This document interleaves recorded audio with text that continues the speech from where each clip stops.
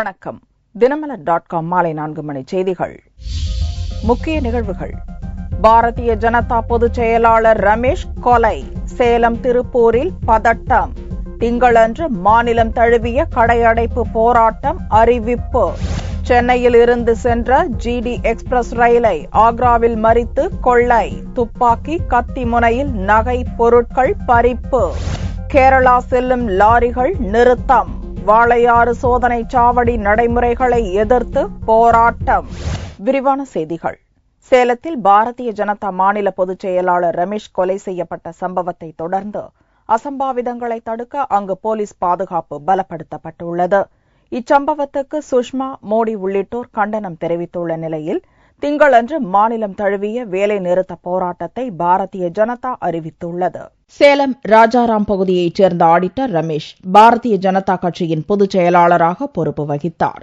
வெள்ளிக்கிழமை அன்று இரவு அவரது அலுவலகத்தில் மறைந்திருந்த மர்ம நபர்கள் அரிவாள் மற்றும் கத்தியால் வெட்டி ரமேஷை கொடூரமான முறையில் கொலை செய்தனர். தகவல் அறிந்த பாரதிய ஜனதாவினர் அதிர்ச்சி அடைந்து சம்பவ இடத்திற்கு விரைந்தனர்.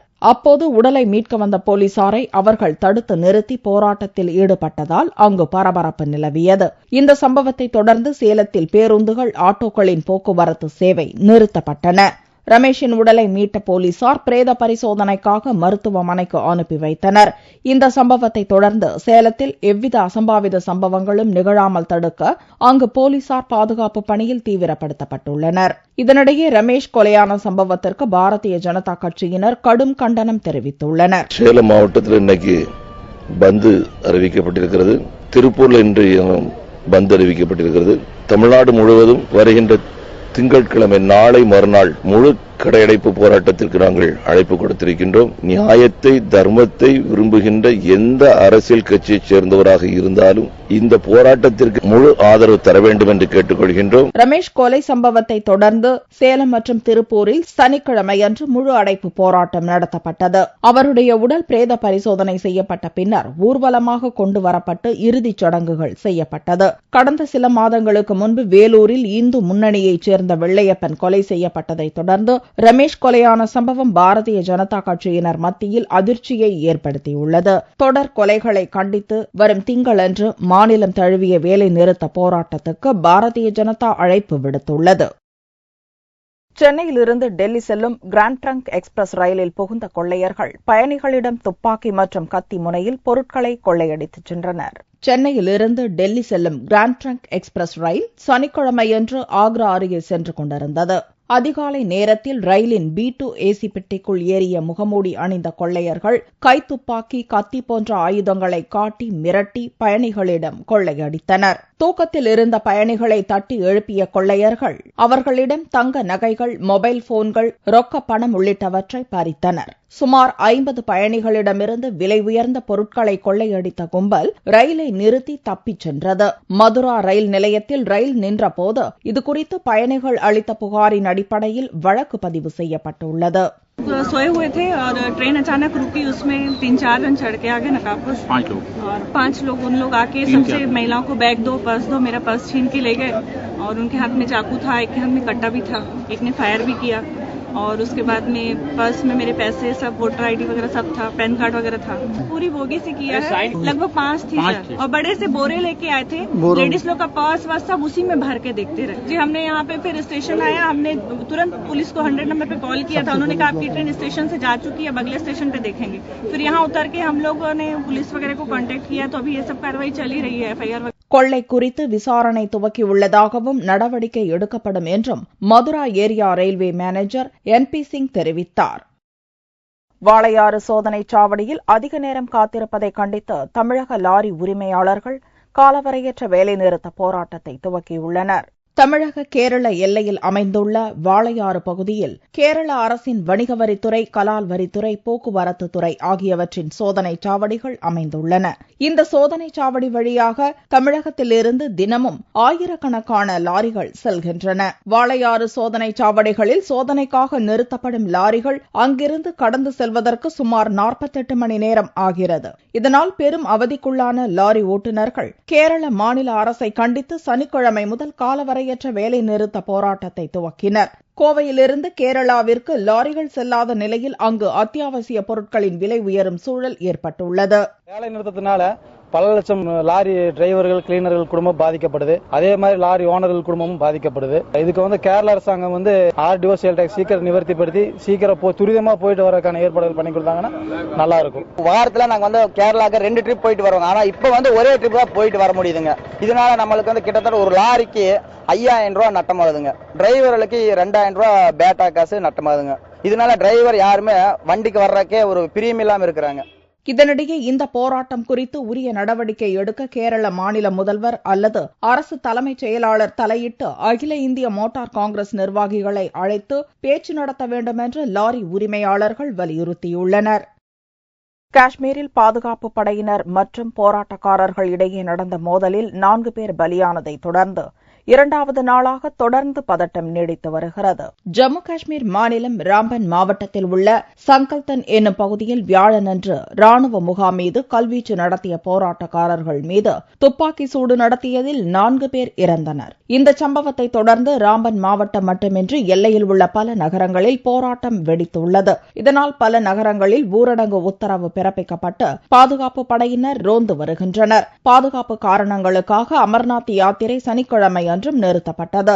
ஜம்மு நகருக்கு வந்து சேர்ந்த 1000க்கும் மேற்பட்ட இந்து பக்தர்கள் ஆங்காங்கே முகாம்களில் தங்க வைக்கப்பட்டுள்ளனர். அவர்களுக்கு கூடுதல் பாதுகாப்பு அளிக்கப்பட்டுள்ளது. ராம்பன் மாவட்டம் உள்ளிட்ட பல்வேறு இடங்களில் சனிக்கிழமையன்றும் பதட்டம் நீடிக்கிறது. பல இடங்களில் நடந்த போராட்டங்களில் பாதுகாப்பு படையினர் மீது கல்வீச்சு சம்பவங்கள் நடத்தப்பட்டன. இதனால் மாநிலத்தின் பல்வேறு பகுதிகளிலும் தொடர்ந்து பதட்டம் நீடித்து வருகிறது. உத்தரப்பிரதேசத்தில் முன்னாள் எம்எல்ஏ சுட்டுக் கொல்லப்பட்டதை தொடர்ந்து போலீஸ் இன்ஸ்பெக்டர் ஒருவர் கைது செய்யப்பட்டுள்ளார். உத்தரப்பிரதேச மாநிலத்தில் பிரதான எதிர்க்கட்சியான பகுஜன் சமாஜ் கட்சியைச் சேர்ந்த முன்னாள் எம்எல்ஏ சர்வேஷ் சிங் சீபு அசம்காரில் வசித்து வந்த சீபுவை 6 மர்ம ஆசாமிகள் வெள்ளியன்று காலையில் வீடு புகுந்து சுட்டுக் கொன்றனர். 35 வயதான சீபு கொல்லப்பட்டதை அடுத்து அசம்காரில் வன்முறை வெடித்தது. சொத்து பிரச்சினை தொடர்பாக இந்த கொலை நடந்ததாக சந்தேகிக்கப்பட்டாலும் சமாஜ்வாடி கட்சியைச் சேர்ந்தவர்களுக்கு இதில் தொடர்பு இருப்பதாக சர்வேஷ் சிங் சீபுவின் ஆதரவாளர்கள் குற்றம் சாட்டினர். இந்நிலையில் கொல்லப்பட்ட சர்வேஷ் சிங்கின் அண்ணன் அளித்த புகாரின் அடிப்படையில் வழக்கு பதிவு செய்த போலீசார் இது தொடர்பாக போலீஸ் இன்ஸ்பெக்டர் விஜய் சிங் என்பவரை கைது செய்துள்ளனர். கிரிமினல்களுடன் கூட்டுச் சேர்ந்து சர்வேஷ் சிங்கை விஜய் சிங் கொலை செய்திருப்பது விசாரணையில் தெரியவந்துள்ளது. ரயில்வே ஊழல் தொடர்பான வழக்கு விசாரணையின் போது முன்னாள் அமைச்சர் பன்சாலும் விசாரிக்கப்பட வேண்டும் என்று நீதிமன்றம் உத்தரவிட்டுள்ள நிலையில் தனக்கு எதிராக எந்த ஆதாரமும் இல்லை என்று பன்சால் தெரிவித்துள்ளார். ரயில்வேயில் உயர் பதவிகளை பெற்றுத்தர 90 லட்சம் ரூபாய் லஞ்சம் பெற்ற போது முன்னாள் ரயில்வே அமைச்சர் பவன்குமார் பன்சாலின் சகோதரி மகன் விஜய் சிங்லா சிபிஐ அதிகாரிகளால் கைது செய்யப்பட்டார். இவ்வழக்கு தொடர்பாக மேலும் 9 பேர் கைது செய்யப்பட்டு அவர்கள் மீது குற்றப்பத்திரிகை தாக்கல் செய்யப்பட்டது. இவ்விவகாரத்தால் பன்சால் தனது அமைச்சர் பதவியை ராஜினாமா செய்தார். இது தொடர்பாக வழக்கு விசாரணையின் போது தனி நீதிபதி ஸ்வர்ணகாந்தா சிங் பிறப்பித்த உத்தரவில் இவ்வழக்கில் தொடர்புடைய பன்சாலிடமும் விசாரணை நடத்தப்பட வேண்டும் என்று உத்தரவிட்டிருந்ததாக தகவல்கள் வெளியாகின. இதை சிபிஐ மறுத்துள்ளது. இது தொடர்பாக சிபிஐ வெளியிட்ட அறிக்கையில் சிபிஐ விசாரணை தொடர்பாக எந்தவிதமான பாதகமான கருத்துக்களையும் நீதிபதி வெளியிடவில்லை என்றும் வழக்கு விசாரணையின் போது பன்சாலிடம் விசாரணை மேற்கொள்ளலாம் என்றும் கூறியுள்ளதாக தெரிவிக்கப்பட்டுள்ளது. இது தொடர்பாக விளக்கம் அளித்துள்ள பன்சால் தன்னிடம் சிபிஐ அதிகாரிகள் 7 மணி நேரம் விசாரணை நடத்தியதாகவும் தனக்கு இதில் தொடர்பிருப்பதற்கான எந்த ஆதாரமும் சிபிஐயிடம் இல்லை என்றும் தெரிவித்துள்ளார். தர்மபுரி இளவரசன் மரணம் தொடர்பான வழக்கை சிபிஐ விசாரிக்க வேண்டும் என்று அவரது பெற்றோர் வலியுறுத்தியுள்ளனர். காதல் கலப்பு திருமணம் செய்து கொண்ட தர்மபுரி இளவரசனின் உடல் 4ஆம் தேதி தர்மபுரி அரசு மருத்துவமனை ரயில் தண்டவாளம் அருகே கிடந்தது. இளவரசனின் மரணம் தற்கொலையா கொலையா என்ற சர்ச்சை நிலவி வந்தது. இது தொடர்பாக சென்னை உயர்நீதிமன்றத்தின் உத்தரவுப்படி டெல்லி எய்ம்ஸ் டாக்டர்களால் இளவரசனின் உடல் மறுபிரேத பரிசோதனை நடத்திய பிறகு அடக்கம் செய்யப்பட்டது. இந்நிலையில் சென்னையில் செய்தியாளர்களை சந்தித்த இளவரசனின் பெற்றோர் அவரது மரணத்தை தற்கொலை என்ற முடிவுக்கு கொண்டுவர முயற்சிப்பதாக குற்றம் சாட்டியுள்ளனர். இவ்வழக்கை ஜூலை 31ஆம் தேதிக்குள் முடிவுக்கு கொண்டுவர போலீஸ் தரப்பு அவசரம் காட்டுவதால் தங்களுக்கு தமிழக அரசின் நடவடிக்கைகள் மீது நம்பிக்கை இல்லை என்றும் கூறிய இளவரசனின் பெற்றோர் இவ்வழக்கை சிபிஐ விசாரிக்க வேண்டும் என்று கோரிக்கை வைத்துள்ளனர்.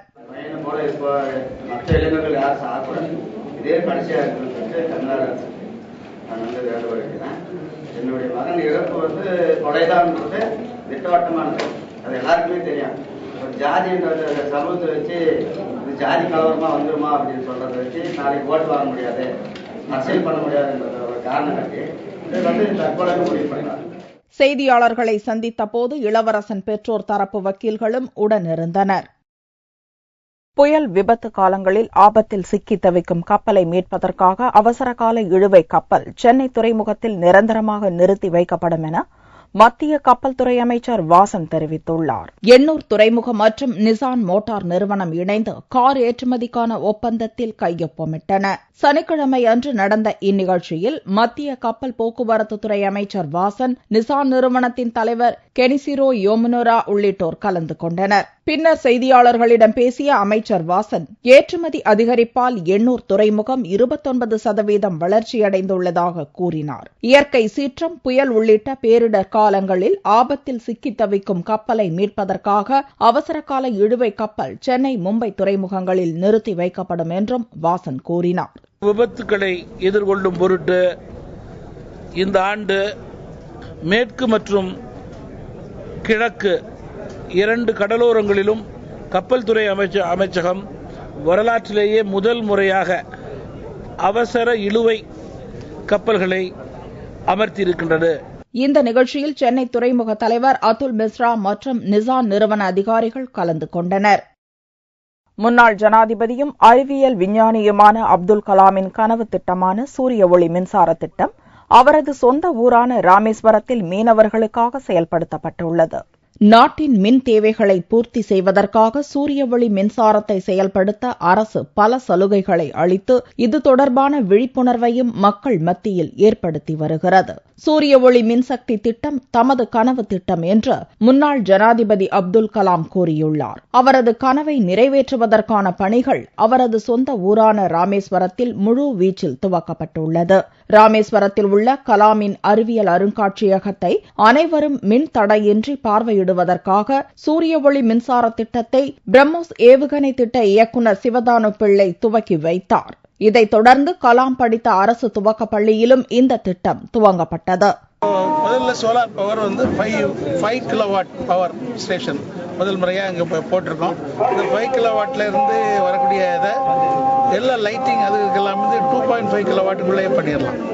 இதுக்கு முன்னால் எலக்ட்ரிசிட்டியிலேருந்து ரெகுலர் எலக்ட்ரிசிட்டி எடுக்கும்போது இந்த பவர் கன்சம்ஷன் நியர்லி 10 கிலோவாட்.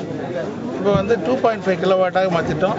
அது இந்த எல்இடி லேம்ப் போட்டு சோலார் பவர் எடுத்ததுனால. நாட்டிலேயே முதன்முறையாக ராமேஸ்வர மீனவர்கள் சூரிய ஒளி மூலம் மின்சாரம் பெறவும் மீன் வளத்தை அதிகரிக்கவும் அவர்களுடைய படகுகளில் சூரிய ஒளி மின்சார தகடுகளை பொருத்தி கலாமின் ஆலோசகர் விஞ்ஞானி பொன்ராஜ் இந்த திட்டத்தை துவக்கி வைத்தார். ராமேஸ்வரத்தை ஒரு சோலார் பவர்டு டவுனா மாற்றணுன்றது அவருடைய கனவு. அந்த கனவை நனவாக்கக்கூடிய முதல் படியாக வள்ளத்தில் போகக்கூடிய மீனவர்கள் நடுக்கடலில் போகும்போது அவங்களுக்கு இருட்டில் ஏகப்பட்ட ஆபத்துகள் காத்திருக்கிறதுனால அவங்களுக்கு சோலார் லைட் கொடுக்கணும், ஃப்ளாஷ் லைட் கொடுக்கணும். அது அவங்க ஆபத்துலேருந்து அவங்களை காப்பாற்றும். அதே நேரத்தில் மீன் பிடிக்கிறதுக்கு ஹெல்ப்ஃபுல்லாக இருக்கும். இதைத் தொடர்ந்து தீவு பகுதியில் உள்ள ஆரம்ப பள்ளிகள், அரசு மருத்துவமனைகள், பாம்பன் பாலம், ராமநாத சுவாமி கோவில் என அனைத்து பகுதிகளிலும் சூரிய ஒளி மின் திட்டத்தை செயல்படுத்த நடவடிக்கை மேற்கொள்ளப்பட்டு வருகிறது. தான் பிறந்த ஊரை சூரிய ஒளி மின் திட்டத்தில் தன்னிறைவு பெற்ற மாவட்டமாக மாற்றும் நடவடிக்கையின் மூலம் அனைவருக்கும் முன்னோடியாக விளங்குகிறார் அப்துல் கலாம். தங்கத்தின் விலை சனிக்கிழமையன்று சவரனுக்கு 24 ரூபாய் அதிகரித்திருந்தது. ஒரு சவரன் தங்கம் 20,152 ரூபாய்க்கு விற்பனையானது. 1 கிராம் ஆபரண தங்கம் 2,519 ரூபாயாக இருந்தது. வெள்ளி கிராமுக்கு 10 காசுகள் அதிகரித்து 1 கிராம் 43 ரூபாய் 10 காசுகளுக்கு விற்பனையானது. பார் வெள்ளியின் விலை 40,275 ரூபாயாக இருந்தது. ராமநாதபுரத்தில் பிரதான தொழிலான பனை தொழில் அழிந்து வருவதால் பனை விவசாயிகள் மாற்றுத் தொழிலை நாடியுள்ளனர். வாழை மரத்தின் அனைத்து பாகங்களும் மனிதனுக்கு எவ்வாறு பயன்படுகிறதோ அதேபோன்று பனைமரம் மூலம் கிடைக்கும் நுங்கு, பழம், பதநீர், கிழங்கு போன்ற அனைத்து பொருட்களும் பயன்படுகிறது. உடல் குளிர்ச்சிக்கும் நோய் தீர்க்கும் மருந்தாகவும் இயற்கை பானமாக பதநீரும் நுங்கும் விளங்குகிறது. தென் மாவட்டங்களில் பெரும்பாலானோர் விவசாயத்திற்கு அடுத்ததாக பிரதான தொழிலாக பனை தொழிலை விவசாயிகள் மேற்கொண்டுள்ளனர். இவ்வாண்டில் பருவமழை மக்களை ஏமாற்றியுள்ள நிலையில் பனைத்தொழிலும் வெகுவாக பாதிக்கப்பட்டுள்ளது. மழையின்மையால் பனைத்தொழிலில் பெரும் நஷ்டம் ஏற்பட்டது. இதனால் பனைத்தொழில் விவசாயிகள் மாற்றுத் தொழிலை நாடியுள்ளதோடு மரங்களை அடியோடு வெட்டி அவற்றை கால்நடைகளுக்கு கொட்டகை அமைக்கவும் கட்டடங்கள் கட்டுவதற்கு சாரம் அமைக்கவும் விற்பனை செய்து வருகின்றனர். அதிகமான பனைமரம் இருப்பதனால் வெட்டி அங்கே சேல்ஸ் பண்ணிக்கிட்டு இருக்காங்க. முந்திரி தோப்புக்கும் திராட்சை தோப்புக்கும் பந்த கால் கொண்டதுக்காக உதவிக்கு பெய்கிட்டு இருக்குது. ராமநாதபுரம் மாவட்டத்தில் இதுவரை 2 கோடி பனைமரங்கள் வெட்டப்பட்டுள்ள நிலையில் பனைமரங்கள் இருந்த இடங்களில் ரியல் எஸ்டேட் அதிபர்கள் நுழைந்துள்ளனர். பனை தொழிலை பாதுகாக்க அரசு நடவடிக்கை மேற்கொண்டால் பல லட்சம் தொழிலாளர்கள் பாதுகாக்கப்படுவார்கள். பனைமரத்தெல்லாம் இப்போ வெட்டிக்கிட்டு இருக்காங்க, பிளாட் போட்டு ரியல் எஸ்டேட் பண்ணிட்டு இருக்காங்க. இதனால எங்க தொழில் ரொம்ப நசுங்கி கிடக்கு. இதை அரசாங்கமாக பார்த்து இந்த தொழிலுக்கு ஒரு நல்ல ஏற்பாடு பண்ணி பனைமரத்தை வளர்க்கறதுக்கு ஒரு ஏற்பாடு பண்ணி தரணும். பல ஆண்டுகளாக பனைத்தொழிலை நம்பி வாழ்ந்து வரும் ராமநாதபுரம் மக்கள் தற்போது மரங்கள் அழிக்கப்பட்டு வருவதால் வேலை தேடி வட மாநிலங்களுக்கு இடம்பெயரும் சம்பவமும் இங்கு அதிகரித்துள்ளது. மீண்டும் செய்திகள் இந்திய நேரப்படி இரவு 8 மணிக்கு. வணக்கம்.